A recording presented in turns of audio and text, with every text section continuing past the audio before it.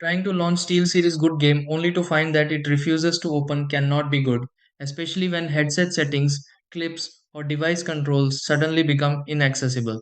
Many users notice the app clicking but never loading, staying stuck in the background, or closing immediately after startup. Sometimes SteelSeries Good Game work perfectly before and suddenly stops opening after an update or restart.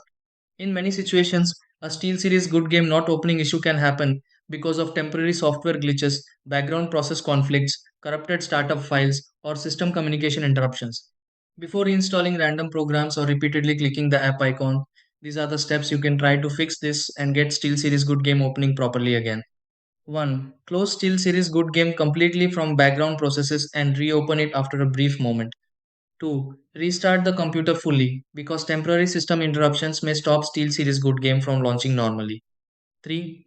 Run SteelSeries Good Game as administrator and check whether permissions were blocking the software from opening properly. Number 4. Confirm SteelSeries Good Game updates finished correctly and restart the software if an update paused unexpectedly. 5. Open SteelSeries Good Game again and confirm whether the software launches smoothly afterward.